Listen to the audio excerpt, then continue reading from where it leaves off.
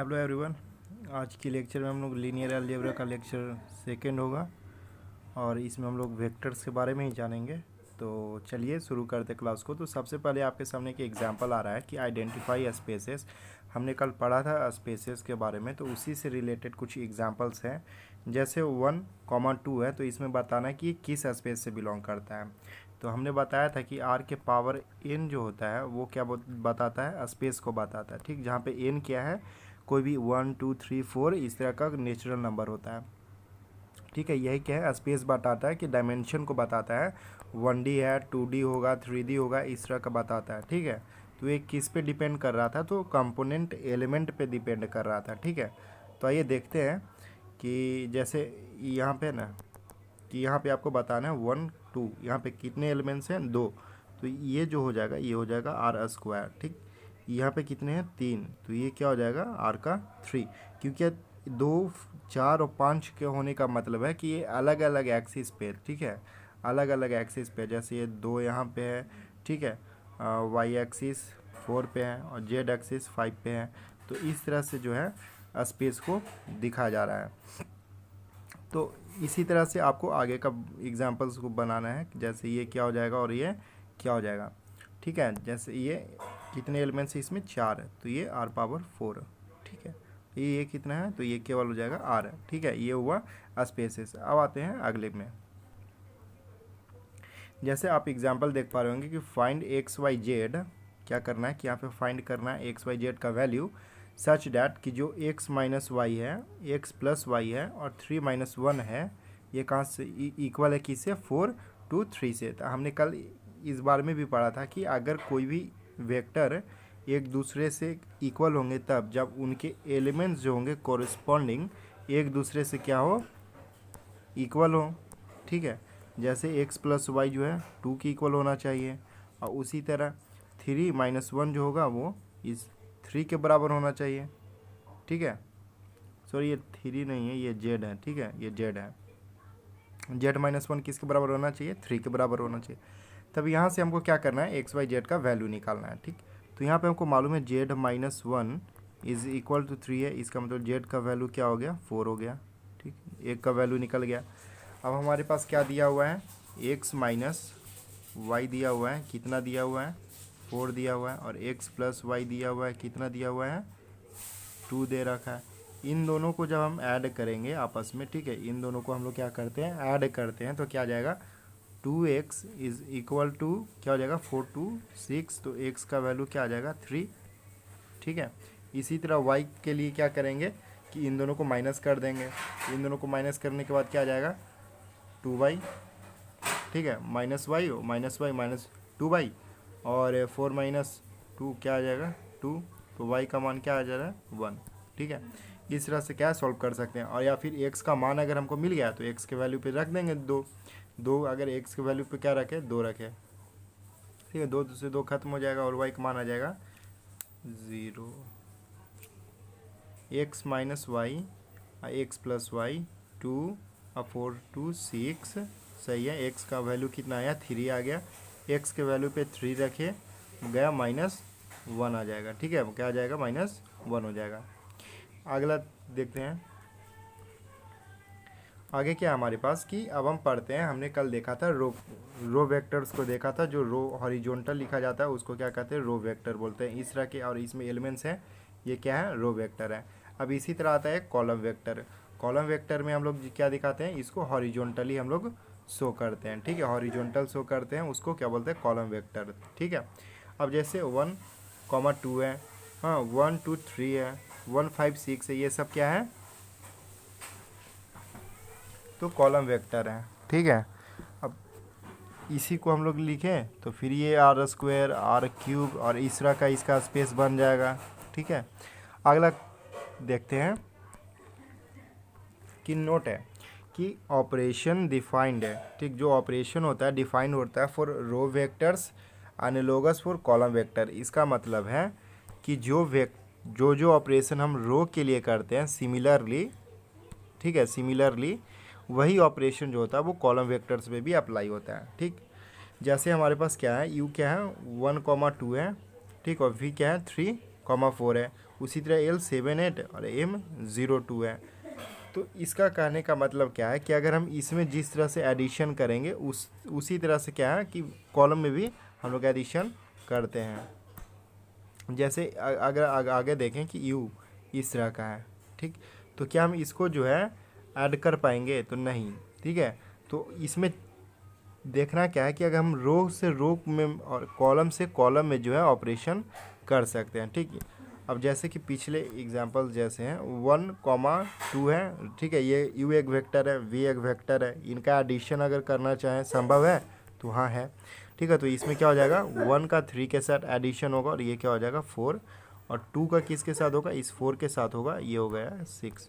तो इस तरह का U प्लस V वेक्टर बन के आएगा हमारे पास, ठीक है, U प्लस V वेक्टर।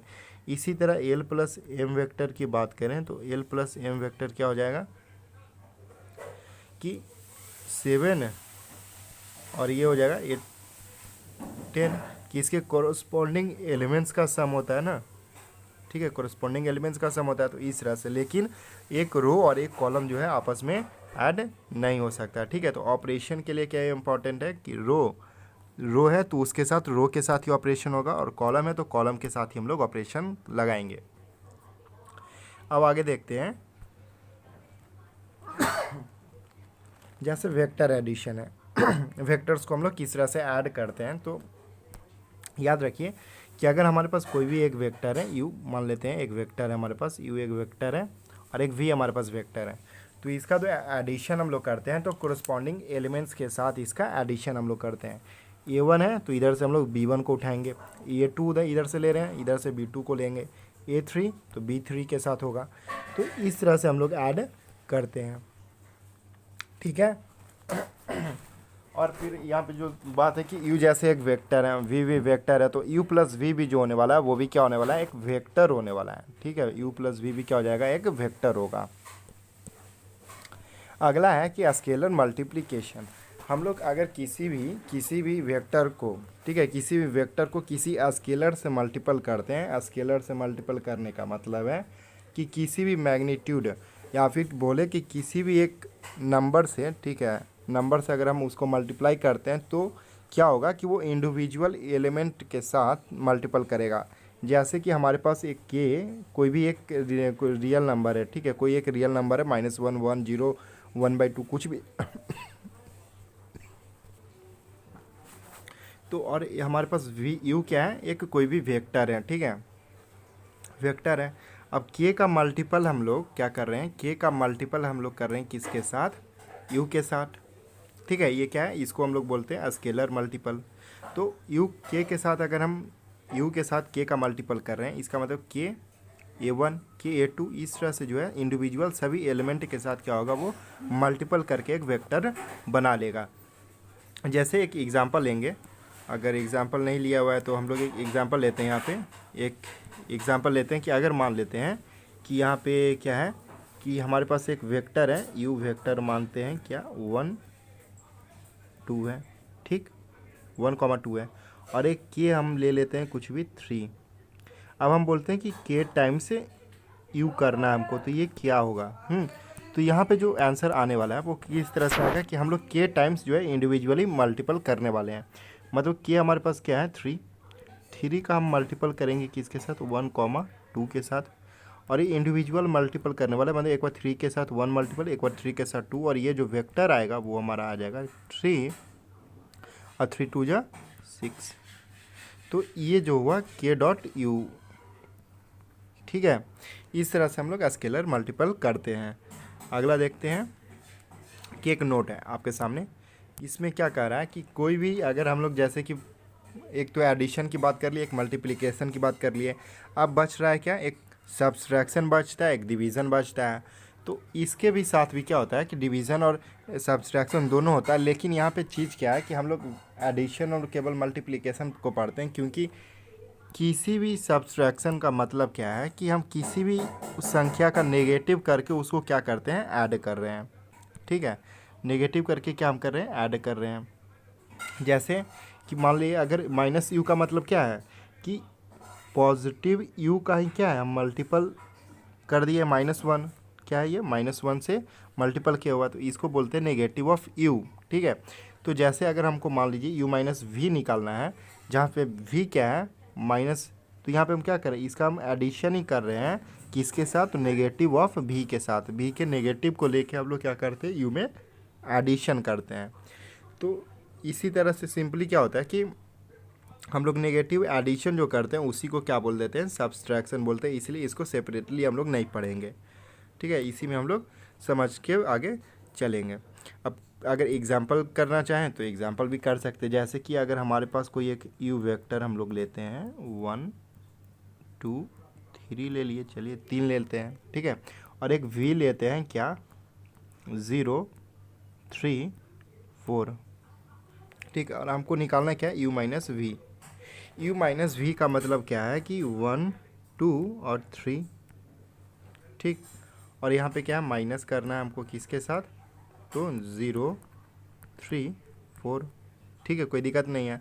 इस v का हम लोग क्या कर रहे हैं, नेगेटिव निकाल रहे हैं। इस v का नेगेटिव निकालने का मतलब क्या है कि माइनस से हम लोग इसको मल्टीपल करेंगे तो क्या आ जाएगा, 0 का मल्टीपल माइनस में करेंगे 0 ही रहेगा, ये -3 हो जाएगा, और ये क्या हो जाएगा -4 हो जाएगा, यही ना होगा। अब इसी चीज़ को हम लोग यहाँ भी उस तरह से या तो इसको लिख सकते थे या तो फिर इसी को भी लिख सकते हैं।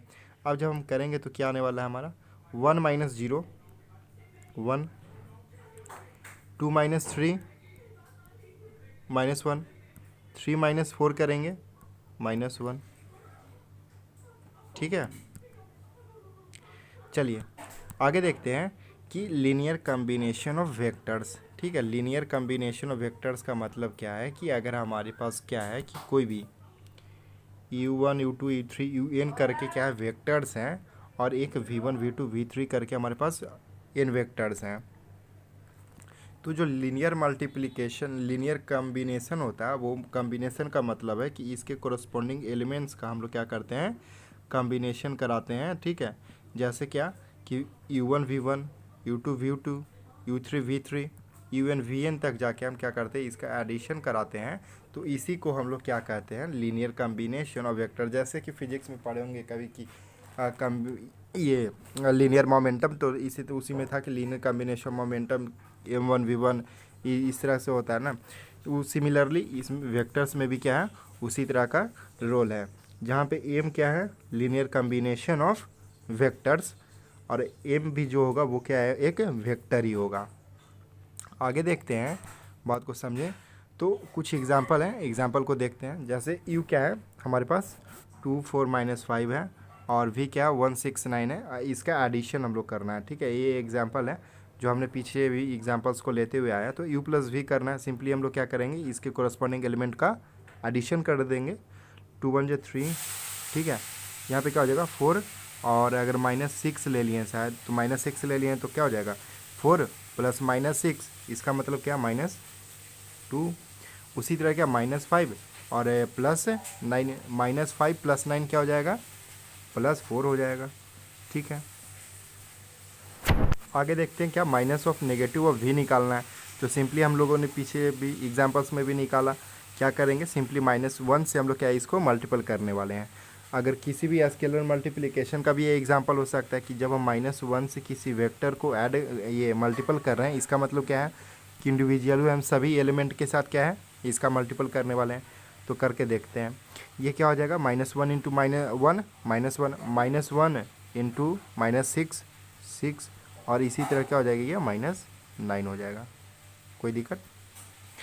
आगे हम लोग देखते हैं कि 7u, किसी भी स्केलर मल्टीप्लिकेशन 7 से मल्टीपल करना है, किसको, इस u को करना है। तो क्या लिख देंगे, इसको हम लोग लिख देंगे 7 × 2, इसका मतलब क्या है, ये 14 हो गया, 7 चौके क्या हो जाएगा 28 हो गया, और 7 5 जा 35 माइनस में। ठीक है, ये क्या हो गया, ये इसका सॉल्यूशन हो गया। तो इस तरह से हम लोग स्केलर मल्टीप्लिकेशन को जाने, उसके नेगेटिव ऑफ वेक्टर को जाने, उसके बाद एडिशन ऑफ वेक्टर्स को जान लिए। अब हम लोग देखेंगे एक एग्जांपल जो सबसे अलग है। ठीक है, तो ये एग्जांपल में क्या है कि जैसे हमने लिया है एक वेक्टर u, ठीक है 1 2 3, और एक वेक्टर लिया है v 1 2। क्या u प्लस वी का यहाँ पे हम लोग निकाल सकते हैं, फाइंड आउट कर सकते हैं? तो हम लोग कहेंगे नहीं। क्यों? क्योंकि यहाँ जो नंबर ऑफ कोरस्पॉन्डिंग एलिमेंट्स का सम होता है ना, तो कोरस्पॉन्डिंग एलिमेंट अगर हम देखें तो हमारे पास क्या होने वाला है कि यहाँ पे 1 है, 1 का कोरस्पॉन्डिंग तो 1 हमको मिल रहा है, 2 का कोरस्पॉन्डिंग भी हमको 2 मिल जाएगा, लेकिन ये 3 बेचारा कहाँ जाएगा? इसलिए u प्लस वी जो है हम नहीं कर पाएंगे। तो इसके लिए हम कहेंगे कि जो इसमें एलिमेंट होने चाहिए या कंपोनेंट क्या होने चाहिए, जैसे कि हम लोगों ने इक्वल का पढ़ा था, तो कंपोनेंट जो होना चाहिए क्या होना चाहिए, दोनों में इक्वल होना चाहिए, ठीक है। और कंपोनेंट अगर इक्वल है तभी हम उसका एडिशन या फिर हम क्या कर सकते हैं, सब्सट्रैक्शन जो है वो कर सकते हैं। अब जैसे कि एक नीचे वाला वेक्टर को लेते हैं कि मान लीजिए अब इसके साथ नहीं होगा, लेकिन इसके साथ होगा कि नहीं होगा? तो यहाँ भी देख रहे हैं 3 कंपोनेंट, यहाँ भी 3 कंपोनेंट है, हाँ, और दोनों क्या है, रो है, ये भी रो है। तो हम लोग क्या कर सकते हैं, इसको ऐड कर सकते हैं। क्या हो जाएगा, 1 2 1 जा 3 एंड 3 2 जा 5, ये वेक्टर बन के तैयार होगा। अगली बात करते हैं कि कुछ ये आखिरी होगा और इसके बाद यह क्लास ख़त्म हो जाएगा, फिर अगले क्लास में हम लोग आगे की बात करेंगे। यहाँ पे एक नोट रखिए कि जीरो वेक्टर्स, जैसे पिछले क्लास में भी थोड़ा सा जीरो वेक्टर्स के बारे में जाने थे कि जीरो वेक्टर्स को किससे हम लोग दिखाते हैं, तो डार्क सर्कल करते हैं इसको, ठीक है, डार्क सर्कल या डार्क ओ बोलिए, तो इसके साथ करते हैं जहाँ पे जीरो वेक्टर के एलिमेंट क्या होते हैं, सारे जीरो होते हैं, ठीक है। और ये जीरो वेक्टर जिस तरह से हम लोग डार्क करके दिखाते हैं तो वो सिमिलर होता है कि इसके साथ स्केलर वेक्टर ओ, ठीक है। ये लाइट जो है हल्का, जिसको हम डार्क नहीं किए, ये क्या है, स्केलर वेक्टर या स्केलर जीरो वेक्टर है, ठीक है। अब थोड़ा सा देखें कि अगर हम लोग ये वेक्टर यू ले रहे हैं और वेक्टर जीरो वेक्टर ले रहे हैं और इसका एडिशन करते हैं तो क्या आता है हमारे पास, एक वेक्टर ही आएगा यू। उसी तरह सिमिलरली अगर हम लोग इसी क्या स्केलर जीरो के साथ ऐड करेंगे तभी हमको क्या मिलेगा, यू। लेकिन यहाँ पे देखें कि मल्टीप्लिकेशन के साथ ये चीज़ें बदल जाती हैं, ठीक है। अगर किसी भी जीरो वेक्टर के साथ किसी भी संख्या का, ठीक है, किसी भी वेक्टर से मल्टीपल करेंगे तो हमको आएगा वो क्या, जीरो ही वेक्टर आएगा। लेकिन याद रखना है कि अगर वेक्टर और स्केलर हो तभी क्या आएगा, वेक्टर ही आने वाला है, ठीक है। वेक्टर स्केलर है तो क्या आएगा, वेक्टर। वेक्टर के साथ अगर स्केलर कर रहे हैं तो क्या आएगा, वेक्टर। वेक्टर तभी क्या आएगा, वेक्टर ही आएगा एक। और अगर हम लोग स्केलर मल्टीपल करते तो क्या आता है, एक स्केलर ही क्वांटिटी हमारे पास मिलता, ठीक है। तो आई होप कि आप लोगों को जो है क्लास समझ आ रहा होगा और अगली क्लास में हम लोग इसके आगे बढ़ेंगे और मेन जो है लीनियर अलजेब्रा जो है हम लोग का अगले क्लास से क्या है शुरू हो जाएगा, ठीक है। तो यहाँ तक क्या था, हमारा एक बेस कंप्लीट बना रहे थे हम लोग, वेक्टर के रिलेटेड जितने बेसिक चीज़ें चाहिए थी वे हमको, वो हम लोगों ने हो गया है हम लोग का। अब हम लोग जो है आगे क्लास में बढ़ेंगे तो आगे हम दूसरे क्लासेस को देखेंगे। तो मिलते हैं हम लोग